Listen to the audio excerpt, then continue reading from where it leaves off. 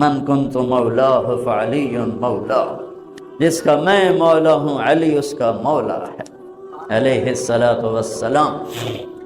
انا الذی سمتنی امی حیدرا کلیث غابات کریہ المنظرا اوفیہمی بالسائقیل السندرا۔ یہ شعر پڑھتے ہوئے جا رہے تھے۔ میں ہوں جس کا نام اس کی ماں نے حیدر رکھا ہے۔ حیدر شعر کو کہتے ہیں، شعر، اس لیے آپ کو حیدر کرار، کرار کہتے ہیں پلٹ پلٹ کے حملہ کرنے والا۔ تو آپ کا لقب تھا وہ شیر جو پلٹ پلٹ کے حملہ کرے اور سامنے کسی کو نہ چھوڑے۔ مرحب جب خندق پار کر کے آیا تو اس نے کہا ہے کوئی میرے مقابلے میں؟ سارے بیٹھ گئے، کوئی نہیں کھڑا۔ حضرت علی کھڑے ہوئے، یا رسول اللہ انا لہو، میں جاؤں گا۔ میرے نبی جیسی شخصیت، علی جیسی شخصیت کو کہہ رہے ہیں بیٹھ جا، تجھے پتہ ہے یا امر ہے، یعنی تو اس کے ٹکر کا نہیں ہے، بیٹھ جا۔ بڑے بڑے نہیں کھڑے ہو رہے، تو بچہ ہے ابھی 21 سال 23 سال عمر تھی۔ انہوں نے کہا کون ہے میرے مقابلے میں؟ پھر سب عمر جیسے شاہ سوار، زبیر جیسے، طلحہ جیسے۔ علی کھڑے ہو گئے، یا رسول اللہ انا لہو، میں ہوں۔ آپ کہو بیٹھ جا، یہ عمر ہے۔ پھر اس نے کہا کدھر ہے تمہاری جنت جس میں دعوے کرتے ہو شہید ہوں گے تو جائیں گے، تمہیں کوئی جنت کا شوقین نہیں ہے؟ پھر کوئی نہیں کھڑا ہوا، علی کھڑے ہو گئے، یا رسول اللہ انا لہو امام المتقین، بیٹھ جائیے عمر ہے یا رسول اللہ۔ پہلے تو آپ بیٹھتے رہے، جب تیسری دفعہ آپ نے کہا بیٹھ جا، کہا اب نہیں بیٹھوں گا، وَإِنْ كَانَ عَمْرًا، عمر بھی ہے تو میں جاؤں گا۔ آپ نے کہا اچھا چل جاؤ۔ پھر آپ نے ان کے لیے دعا کی۔ تو جب آپ پہنچے تو آپ بچے سے، وہ 100 لڑائیاں لڑ چکا تھا، تو کہنے لگا کون ہو؟ کہا میں علی ہوں، چہرہ تو چھپایا ہوا تھا۔ کہنے لگا علی بن عبد المطلب، آپ کے دادے کا نام لیا، مطلب کے بیٹے، عبد المطلب کے بیٹے علی۔ آپ نے کہا نہیں، بن ابی طالب، میں ابو طالب کا بیٹا علی۔ ارے بھتیجے تو کہاں سے آ گیا، جا جا واپس، تجھے مارنا مجھے چنگا ہی نہیں لگتا۔ یعنی وہ ایسے یقین پر ہے کہ بچے نو تو میں مروڑ دیونا ہے، تو دوسرا قرابت رشتہ نکل آیا۔ کہا نہیں نہیں نہیں نہیں، محمد سے کہو کوئی اور آئے۔ انہوں نے کہا میں ہی تینوں کافی ہاں۔ کہا میں تجھے مارنا نہیں چاہتا۔ علی نے کہا پر میں تو تجھے مارنا چاہتا ہوں۔ اس کو غصہ چڑھ گیا، اس نے آ کے جو ادھر کے وار کیا تو حضرت علی نے ڈھال پہ روکا۔ وہ میں بتا رہا ہوں کہ ڈھال کا تصور کیا ہے، اس پر یہ سارا واقعہ مجھے یاد ہے کہ دشمن کے وار کو ڈھال پہ روکا جاتا تھا، تو پھر اس میں جس کا داؤ پہلے لگ جاتا وہ پار ہو جاتا۔ تو اس نے 2-3 وار کیے، حضرت علی نے ڈھال پہ روکے، پھر اس نے ایک زور سے وار کیا تو اس نے ڈھال کو توڑ دیا اور کندھے پہ آ کے تلوار لگی اور کندھا زخمی ہو گیا۔ اب حیدر کرار بنا، پلٹ کے حملہ کرنے والا۔ زخمی شیر زیادہ غصے میں آتا ہے۔ حضرت علی نے جو پلٹ کے اس پہ وار کیا تو اس نے ڈھال آگے کی، تو علی کی تلوار نے ڈھال کو توڑا اور کندھے پر لگی، اس کی بھی کندھے پر لگ کے بس طاقت ختم ہو گئی، لیکن کرار کی تلوار ڈھال کو توڑا، کندھے کو توڑا اور پوری باڈی کو چیر کے 2 حصوں میں پھینک دیا۔ تو اس کی لاش پہ پاؤں رکھ کر کہا عبد الحجارۃ من صفاحت رأیہ وعبدت رب محمد بالصواب۔ یہ ہے پتھر کا پجاری اور میں ہوں رب محمد کا پجاری۔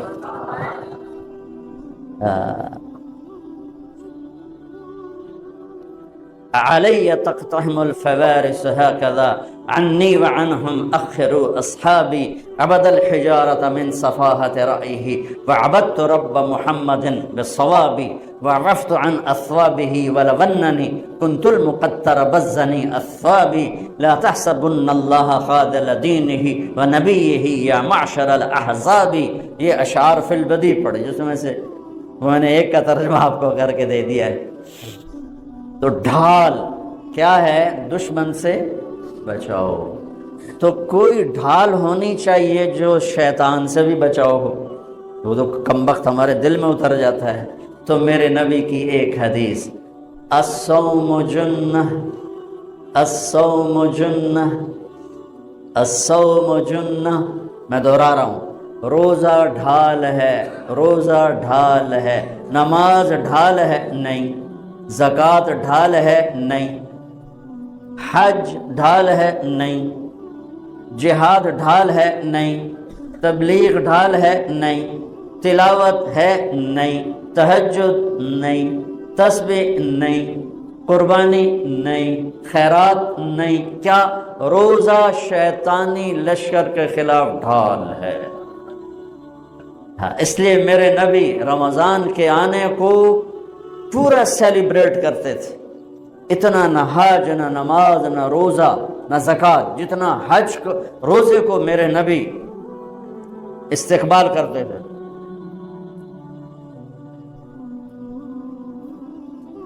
آپ ممبر پر کھڑے ہوئے، کہا وہ کون آ رہا ہے، یوں کہا۔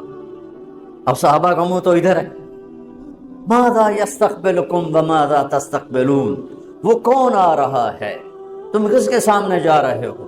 سر ایسے ایسے ہو گئے۔ پھر آپ نے کہا ماذا یستقبلکم وماذا تستقبلون، وہ کون آ رہا ہے، کس کے سامنے جا رہے ہو؟ پھر صحابہ ایسے ایسے ہو گئے۔ پھر آپ نے کہا ماذا یستقبلکم وماذا تستقبلون، وہ کون آ رہا ہے، کس کے سامنے جا رہے ہو؟ حضرت عمر کھڑے ہو گئے، یا رسول اللہ اوحی نزل، کوئی وحی آ گئی؟ آپ نے کہا لا نہیں۔ اعدو حضر، کیا کسی دشمن نے حملہ کر دیا؟ آپ نے کہا لا نہیں۔ کہا تو پھر کیا ہے؟ آپ نے کہا رمضان آ رہا ہے۔ سبحان اللہ، وہ کون آ رہا ہے؟ رمضان آ رہا ہے، رمضان کیا آ رہا ہے؟ ڈھال آ رہی ہے، کیا ہے؟ شیطان کا حملہ۔ یہ ایسی ڈھال ہے، دشمن سامنے سے وار کرے گا، ڈھال آگے کرو گے، اور وہ پیچھے سے آئے گا، تم پیچھے مڑ کے ڈھال کو ادھر لے جاؤ گے، ادھر آئے گا تو ادھر کرو گے، ادھر آئے گا تو ادھر کرو گے، پیچھے سے آئے گا تو پیچھے کرو گے، لیکن وہ تو ٹوٹ سکتی ہے۔ روزہ وہ ڈھال ہے، اگر صحیح کر گئے تو پورے دنیا کے شیطان نہیں توڑ سکتے۔ رمضان آ رہا ہے۔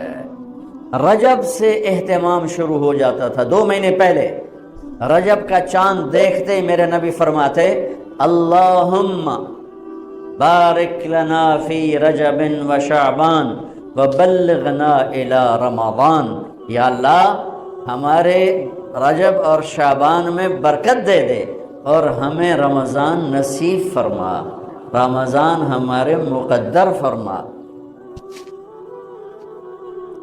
اور رمضان کو میرے نبی نے جس طرح قرآن سے آباد کیا، سبحان اللہ، اللہ تعالیٰ نے رمضان کا نام رکھا قرآن میں، محرم، صفر، ربیع الاول، ربیع الثانی، جمادی الاولی، جمادی الثانی، رجب، شعبان، شوال، ذوالقعدہ، ذوالحج، 11 مہینوں کے نام عربوں نے خود رکھے۔ 12واں مہینہ رمضان اللہ نے قرآن میں اس کا نام رکھا اور پھر عربوں سے رکھوایا، چونکہ اللہ نے قرآن اس وقت پڑھا تھا جب زمین آسمان بھی نہیں تھے، تو اللہ نے قرآن کی تلاوت فرمائی اور اس میں شہر رمضان آیا تھا، شہر رمضان الذی انزل فیہ القرآن۔ اللہ نے اور کسی مہینے کا نام قرآن میں نہیں لیا۔ محرم، وہ حرم، وہ یہ محرم کا مہینہ نہیں، وہ اور معنی میں ہے، وہ اور معنی میں ہے۔ صحابہ میں صرف ایک صحابی کا نام لیا، زید، فلما قضا زید منہا وطرا زوجناکہا، ان کو اللہ کے نبی نے اپنا بیٹا بنایا تھا۔ اور 12 مہینوں میں ایک مہینہ رمضان، جب قرآن میرے نبی نے تلاوت فرمایا تھا تو اس میں بھی رمضان کا نام تھا۔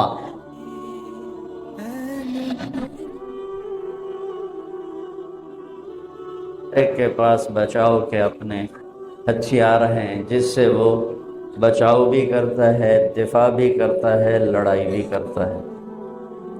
انسان کو اللہ نے علم دے دیا، یہ اوروں کے مقابلے میں کمزور ہے۔ شیر کو حملہ کرنے کے لیے کلاشنکوف نہیں چاہیے، اس کا پنجہ ہی کلاشنکوف ہے، جہاں لگ جائے گا وہ چیر پھاڑ کے رکھ دے گا۔ میں نے اس میں کینیا میں مسائے مارا جنگل گئے اور بالکل ایسے اتنے قریب سے شیروں کو دیکھا تو مجھے یہ بات اللہ تعالیٰ وہاں دکھا رہا تھا کہ یہ دیکھو ان کے ہتھیار ان کے پاس ہی ہیں۔ انسان کو علم دے دیا گیا تو یہ اپنی تدبیر سے بھی دشمن سے بچتا ہے اور جنگ کر کے بھی بچتا ہے۔ ایک جنگ ایسی ہے جہاں نہ یہ تدبیر کرتا ہے نہ ہتھیار اختیار کرتا ہے، اور وہ سب سے خوفناک جنگ ہے کہ اس میں ہارا مارا ہوا ہمیشہ کی جہنم میں جائے گا، اور اس میں فاتح جیتا ہوا ہمیشہ کی جنت میں جائے گا، اور وہ جنگ ہے انسان اور شیطان کی۔ جس دن آدم علیہ السلام زمین پہ آئے اسی دن شیطان آئے، اور پہلے دن سے یہ جنگ شروع ہوئی اور آج تک چل رہی۔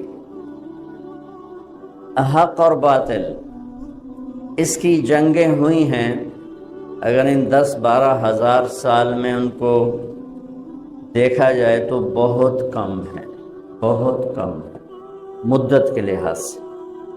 موسیٰ علیہ السلام تک کسی پیغمبر نے تلوار نہیں اٹھائی، اور موسیٰ علیہ السلام تک زیادہ پیغمبر گزر گئے۔ بعد کا زمانہ تھوڑا ہے اور موسیٰ علیہ السلام سے پہلے کا زمانہ زیادہ ہے، لمبا ہے۔ موسیٰ علیہ السلام تک کسی نبی نے تلوار نہیں اٹھائی، اللہ نے خود ہی تباہ کر دیا۔ اما عاد فاہلکوا بریح صرصر عاتیہ سخر علیہم 7 لیال و8 ایام حسوما، یہ اللہ کا نظام۔ اما ثمود فاہلکوا بالطاغیہ واما عاد فاہلکوا بریح صرصر عاتیہ، یہ اللہ کا نظام چلا ہے۔ اور موسیٰ علیہ السلام نے بھی تلوار نہیں اٹھائی، اور ہارون علیہ السلام نے بھی تلوار نہیں اٹھائی۔ فاخذناہ وجنودہ فنبذناہم فی الیم، اللہ تعالیٰ فرماتا ہے میں نے فرعون اس کے لشکروں کو اٹھا کے یوں پھینک دیا۔ نبذ، ایسے ہلکی چیز کو ہلکی طاقت کے ساتھ، جیسے میں ٹیشو پیپر استعمال کر کے یوں پھینک دیتا ہوں تو زور تو نہیں لگتا نا، تو نبذ، اللہ نے کہا میں نے انہیں ٹیشو پیپر کی طرح اٹھا کے یوں کر دیا، یوں، تو وہ سارے کے سارے تباہ و برباد ہو گئے۔ جب تورات اتری تو اللہ تعالیٰ نے تورات کی برکت سے آسمانی عذاب روک دیا اور ایمان والوں کو کھڑا کر دیا کہ تم مقابلہ کرو۔ تو بنو اسرائیل کی 4000 سالہ تاریخ ہے، 2000 سالہ تاریخ ہے، تو اس میں یوشع علیہ السلام نے تلوار اٹھائی عمالقہ کو نکالنے کے لیے، اور پھر داؤد علیہ السلام نے تلوار اٹھائی اور انہوں نے طالوت کے ساتھ مل کر جالوت کا مقابلہ کیا۔ بیچ میں کوئی ہوگا کم و بیش، لیکن بہت کم۔ میرے نبی نے تلوار اٹھائی، اور کمال ہے اتنی خون خوار قوم جنہیں مار دینا، مر جانا کوئی مسئلہ ہی نہیں تھا، اور بستر پہ مرنا اپنے لیے شرم سمجھتے تھے، عیب سمجھتے۔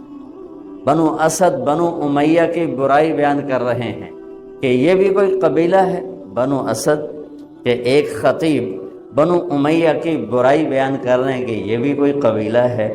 آج تک ان کا ایک آدمی میدان جنگ میں قتل نہیں ہوا، سارے عورتوں کی طرح بستریں تھے، مر گئے، میدان مریا ہی کوئی نہیں، یہ بھی کوئی بندے تھے پترے۔ اب اس میں لڑائی تھی اس بنو اسد اور بنو امیہ کی، تو یہ عیب ہے۔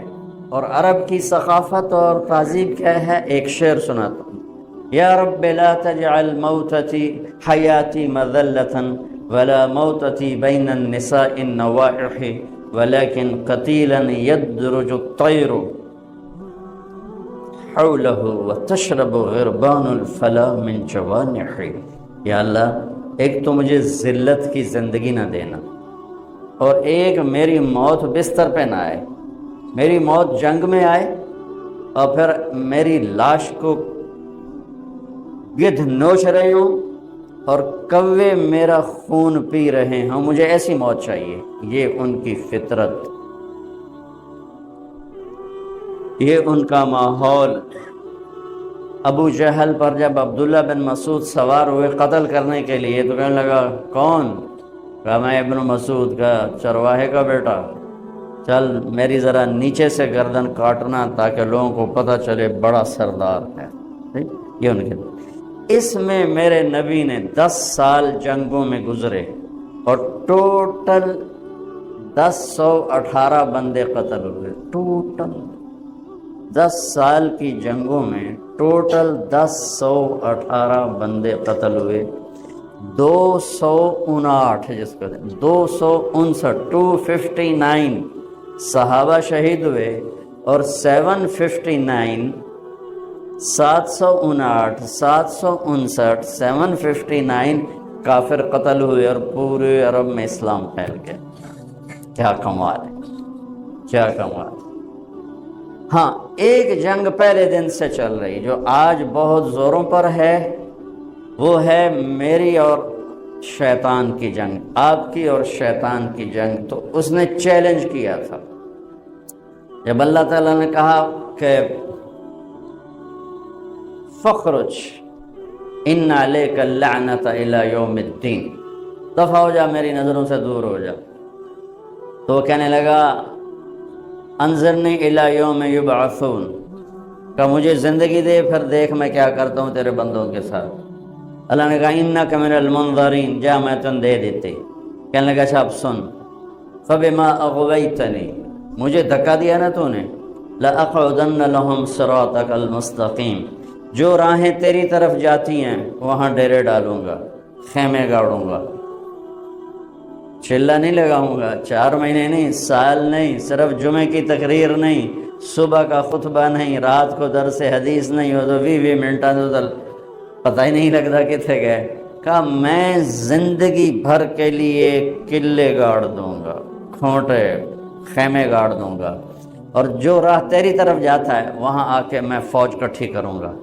ثم لآتینہم من بین ایدیہم، پھر میں ان سے جنگ کروں گا، سامنے سے حملہ کروں گا. ومن خلفہم، پیچھے سے حملہ کروں گا. وعن ایمانہم، دائیں سے حملہ کروں گا. وعن شمائلہم، بائیں سے حملہ کروں گا. ولا تجد اکثرہم شاکرین، پھر ایک علمی تیرا تا کوئی ہوئے گا، باقی سارے میرے ہی مرید ہوں گے. تو اللہ نے کہا ان عبادی لیس لک علیہم سلطان الا من اتبعک من الغاوین. جا دفع ہو کر جو زور لاؤنا ہی لال ہے، میرے بندوں پہ تیرا زور کبھی نہ چلے گا. ہاں جو گمراہ ہوں گے تیرے پیچھے جائیں گے، تو بھی جہنم میں وہ بھی جہنم میں. تو میرے بھائیو ایک جنگ چھڑی آدم سے لے کر آج تک، روزانہ کی جنگ ہے. یہ تلوار کی جنگ تو بہت تھوڑی ہوئی ہے حق و باطل کی بنیاد پر. ویسے مسلمان لڑتے رہے، ایک دوسرے کو ہی مارتے رہے، تاریخ بری پڑی، لیکن حق و باطل کی ٹکر ہوئی ہو بہت کم ہے 10,000 سال کے لحاظ سے. لیکن شیطان اور ایمان، اس کی ٹکر اس دن سے شروع ہے جس دن دھرتی پہ میرے پہلے نبی، پہلے باپ آدم اور پہلی ماں حوا نے قدم رکھا. اور اولاد کے ہوتے ہی پہلا وار جو اس نے کیا تو قابیل پہ ہوا. حابیل اس وار کو برداشت کر گیا، نکل گیا. قابیل اس وار کے نیچے آ گیا اور اپنے بھائی کا قاتل بن گیا. یہ جنگ ہے اور اس جنگ نے چلنا ہے قیامت تک. تو جب آئے گی نا قیامت تو اسرائیل ساری دنیا کو چنیں گے، سب سے آخر میں شیطان باقی بچ جائے گا. سب کو موت آ جائے گی، شیطان بچ جائے گا. اب شیطان دیکھے گا نا ملک الموت کو تو زمین میں غوطہ لگائے گا.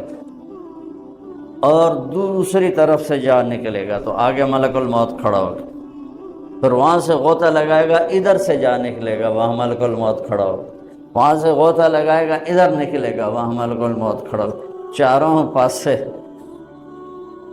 جدھر بھی گیا آگے ملک الموت تو کہے گا مجھے کہاں لے جاؤ؟ قائلہ امک الہاویہ، اب تو یہ جہنم میں لے جاؤں گا اور تیرا کیا ٹھکانہ ہے۔ اور ایک حدیث اور یاد آ گئی بڑے مدت کے بعد، ایک رات ایسی آئے گی جو 3 رات کے برابر ہوگی، اور لوگ انتہائی خوف کا شکار، رات جا ہی نہیں رہی، یعنی 9 گھنٹے کی رات 27 گھنٹے ہو جائے گی تو دہشت چھا جائے گی۔ تو 3 راتوں کے وقت کے بعد سورج مغرب سے نکلے گا، جو میرے نبی نے فرمایا کہ معلوم تطلع الشمس من مغربها، قیامت اس وقت تک نہیں آئے گی جب تک سورج مغرب سے نہ نکلے۔ تو مغرب سے سورج نکلے گا، اور جیسے اشراق کا سورج ہوتا ہے اتنا نکل کے پھر غروب ہو کر پھر مشرق سے نکلے گا۔ تو جب سورج مغرب سے نکلے گا تو شیطان سجدے میں گرے گا، کہے گا یا اللہ آج جائیں تو مرضی آنکھیں میں سجدہ کرن تے تیار۔ تو اس کے شتنگڑے اکٹھے ہو جائیں گے، کہیں گے استاد جی یہ کیا قصہ ہے؟ آج تک ہم نے یہ قصہ تو کہیں دیکھا نہیں آپ کا، تو آج کیا کر رہے ہیں؟ کہ یہ سورج مغرب سے آ گیا، یہ میری موت کا اعلان ہے، تو آج میں توبہ کرتا ہوں۔ اللہ جسے بھی کہے میں سجدہ کرنے کو تیار ہوں، لیکن میرے نبی کا فرمان ہے جب سورج مغرب سے نکلے گا پھر کسی کی توبہ قبول نہیں ہے۔ اور ایک عجیب روایت ہے، وہ بھی آج بڑے عرصے بعد یاد آئی، شیطان کو اللہ جہنم سے نکالے گا اور آدم علیہ السلام کو جنت سے نکالے گا، اور کہے گا ایک دفعہ سجدہ کر دے جنت میں ڈال دوں گا، کہے گا یہ کام نہ پہلے کیتا نہ ہن کرنا، اللہ پھر اسے جہنم میں ڈال دے گا۔ تو میرے بھائیو، میں نے ایک عجیب سی تمہید بیان کی، آپ سوچ رہے ہوں گے یہ مولوی صاحب کیا بھول بھلیاں کہہ رہا ہے۔ شیطان سے جنگ، اس کے لیے اللہ نے ہمیں مسلح کیا کہ شیطان سے جنگ کوئی کلاشنکوف سے تو ہے نہیں، ایٹم بم سے بھی وہ نہیں مرے گا، توپوں سے بھی نہیں مرے گا، ہماری بد دعاؤں سے بھی نہیں مرے گا۔ تو شیطان سے جنگ ہے اعمال کے ذریعے، اعمال، اور اعمال میں سب سے بڑا جو ہتھیار ہے شیطان کے سر پہ وہ روزہ ہے، سب سے طاقتور ہتھیار جو شیطان کو زیر و زبر کر دیتا ہے وہ روزہ ہے۔ یہ قرآن کا واحد حکم ہے جو اکٹھا ایک ہی جگہ قرآن میں آیا پھر دوبارہ نہیں آیا۔ نماز تو کتنی دفعہ آئی، اقیم الصلاۃ وآتوا الزکاۃ 9 دفعہ، 10 دفعہ، 11 دفعہ، اقمنا الصلاۃ وآتینا الزکاۃ، قل عبادی یقیم الصلاۃ اقیم الصلاۃ، برا پڑا اصبروا صابروا رابطوا اتقوا اللہ اذکروا اللہ انفقوا۔ یہ جتنے احکام ہیں یہ قرآن میں ایسے بکھرے پڑے ہیں، لیکن روزہ واحد حکم ہے جو ایک ہی جگہ سے شروع ہو کر وہیں ختم ہوتا ہے۔ 183 نمبر آیت سے شروع ہوتا ہے اور 187 پر 88 پر جا کر یہ بند ہو جاتا ہے، اور پورے قرآن میں اس کے بعد روزہ رکھو یہ کہیں نہیں آیا۔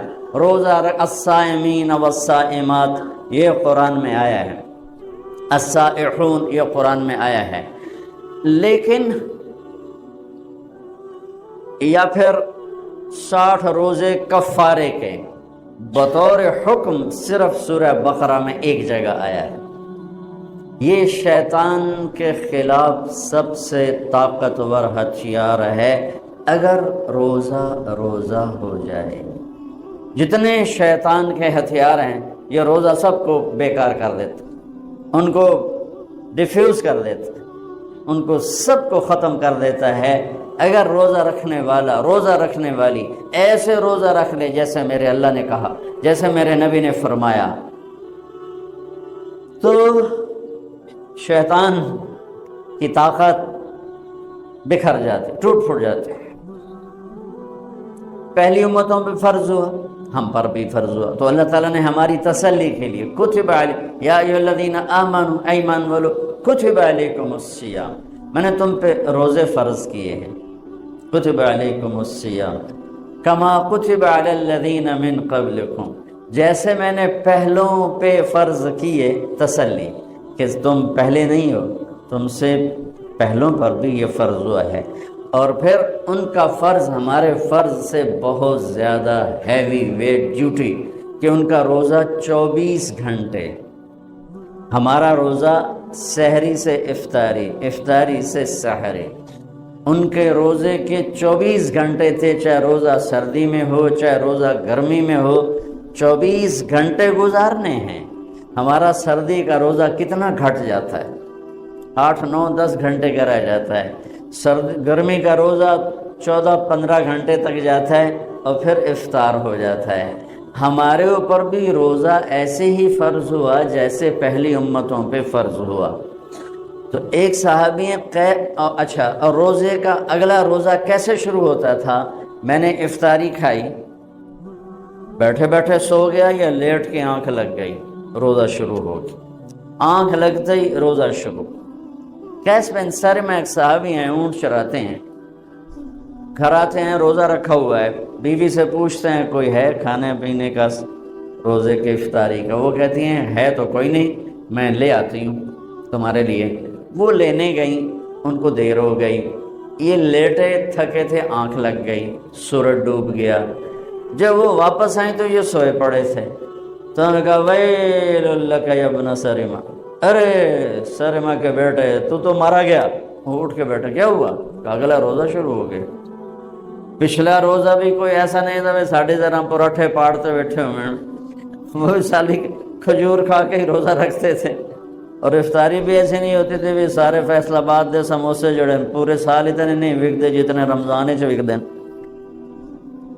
اور روزہ صحت کے لیے تھا، ہم نے بیماری بنا لیا، سموسے بھی اندر، پکوڑے بھی اندر، سیون اپ بھی اندر، روح افزا بھی کی بلائی پیتی جاندن، پیتی کھاتی بھی جاندن، پیتی جاندن۔ عید تے اگلے دن ڈاکٹراں دی موج لگی ہوندی، جب لائن لگی ہوندی سارے ہاں۔ ابن سریما تو مارا گیا، کیا ہوا؟ کہ روزہ شروع ہو گیا۔ ظہر کی نماز مسجد میں پڑھنے آئے، بے ہوش ہو کے گر گئے۔ تو آپ نے لوگوں سے پوچھا کیا ہوا، بے ہوش کیوں ہوگا؟ کہا جی وہ روزہ 24 گھنٹے کا رکھا تھا۔ تو بس یہ میرے نبی کے دل پہ اپنے امتی کا درد آنا تھا کہ اللہ تعالیٰ نے قرآن اتار دیا۔ چلو کلوا واشربوا حتی یتبین لکم الخیط الابیض من الخیط الاسود۔ چلو میرے حبیب، آپ کے دل پر تو غبار نہیں ہم دیکھ سکتے، آپ کی امت کے لیے آسانی کر دی، ساری رات کھاؤ، جب صبح صادق آئے تو چھوڑ دو۔ بیوی بھی حلال نہیں تھی، روزے میں تو بیوی بھی حرام ہے اور کھانا بھی حرام ہے، حلال بھی حرام ہے۔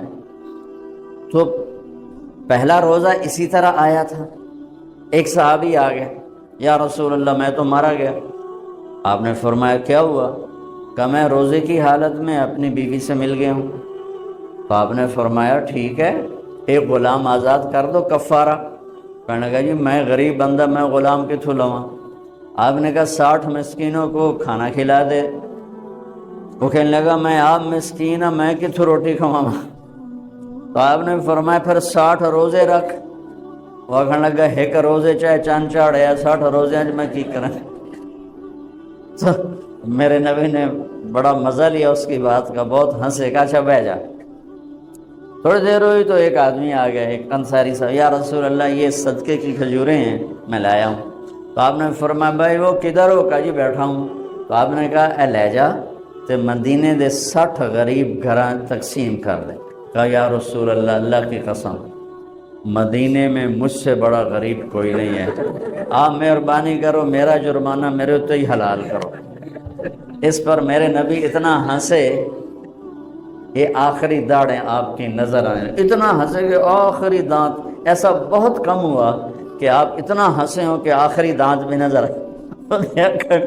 میں یہ نہیں کروں، میرا جرمانہ مینوں ہی حلال کرو، میں کنوں دیونا جا کے۔ تو آپ نے اس کا مزہ لے کے اچھا چلو جاؤ تیرے لیے یہ بھی حلال کر دیا، پر یہ اور کسی کے لیے نہیں، صرف تمہارے لیے ہے۔ تو پھر اللہ نے قرآن اتار دیا، ہن لباس لکم وانتم لباس لہن، اچھا چلو میرے محبوب، کھانا بھی حلال، بیوی بھی حلال، ہر شے حلال ہے، بس جب ادھر صبح کی پہلی سفیدی سامنے آئے تو ساتھ ہی روزے کو بند کر دیا جائے۔ اور جب میں قربان جاؤں، پھر میرے نبی نے اپنی امت پہ شفقت کیا کی، آپ سحری میں یوں کھاتے تھے کہ آخری لقمہ منہ میں ہوتا تھا اور اذان ہو جاتی تھی، اتنی دیر سے سحری کو لے جا۔ ہاں کہ آپ نے 2 دن کھجوریں ہی کھانی ہوتی تھی تو آپ تو تہجد میں بہت جلدی اٹھے ہوئے ہوتے تھے، لیکن آپ سحری کو لے جاتے بالکل آخری ٹائم پر۔ اور افطاری کے لیے ایک آدمی اوپر کھڑا ہوتا تھا سورج دیکھنے کے لیے، جو ہی سورج کا کنارہ ڈوبتا تو اس نے بتانا ہوتا تھا یا رسول اللہ غرابت، ساتھ ہی آپ کھجور منہ میں ڈال لیتے تھے۔ اپنی امت کے فاقے کو کم سے کم کرنے کے لیے میرا نبی تو یہاں تک کر گیا، ہم نے کیا بھلایا ہے، جسے یاد رکھنا تھا اسے بھلا دیا، جس نے وفاؤں کی حد کر دی۔ ماں کیا چیز ہے، باپ کیا چیز، حکومت کیا چیز، اولاد کیا چیز ہے، دوست کیا چیز ہے۔ باقی انبیاء بھی میرے محبوب کے مقابلے میں اپنی امت کو وہ پیار نہیں دے گئے جو میرے نبی دے کر گئے، اور اتنا کوئی نبی نہیں رویا جتنے میرے نبی روئے ہیں امت کے لیے، کوئی اتنا نہیں تڑپا جتنا میرے نبی تڑپے ہیں امت کے لیے۔ اور جاتے ہوئے ہر کوئی اولاد یاد کرتا ہے، میرے نبی جاتے ہوئے امت کو یاد کر رہے ہیں، الصلاۃ وما ملکت ایمانکم، میری امت نماز نہ چھوڑنا اور غلاموں سے اچھا سلوک کرنا، جاتے ہوئے امت یاد ہو رہی ہے۔ اور راتوں کو مدینے کی فضا میں آج بھی میرے نبی کی دعائیں اور رونا اور ہچکیاں اور آنسو محفوظ اور موجود ہیں، کہ اتنا روتے تھے کہ جبریل آ جاتا تھا کہ یا رسول اللہ مجھے اللہ نے بھیجا، آپ کیوں رو رہے ہیں؟ اللہ کو تو پتہ ہے کیوں رو رہے ہیں، ہم تک پہنچانے کے لیے۔ پھر آپ کہتے جبریل مجھے میری امت کا غم لیے جا رہا ہے کہ میں اپنی امت کے لیے رو رہا ہوں، اور آخرت میں جب جہنم آئے گی اور ایک چیخ مارے گی، اس کی چیخ پر بڑے بڑے رسول، فرشتے، انسان زمین پہ گر جائیں گے، اور ایک کہے گا یا رب نفسی نفسی۔ جب نبی کہیں گے نفسی نفسی تو طارق جمیل تے توڑا کی حال ہوگا اتھے یا رب نفسی نفسی۔ اور میرے نبی نے کہا ابراہیم خلیل 4000 نبیوں کے باپ، 4000 نبیوں کے باپ کہیں گے یا اللہ میں نہیں کسی کا سوال کرتا، بس میری جان بچا لے۔ اور عیسیٰ علیہ السلام کہیں گے یا اللہ میں اپنی ماں مریم کا بھی سوال نہیں کرتا، بس میری جان بچا لے۔ اس دہشت وحشت خوف کے عالم میں جب خلیل اللہ جیسے تھر تھرا رہے ہیں اور روح اللہ جیسے کپ کپا رہے ہیں، اس وقت میرے آپ کی کیا ہستی اوقات ہوگی، لیکن عین اسی وقت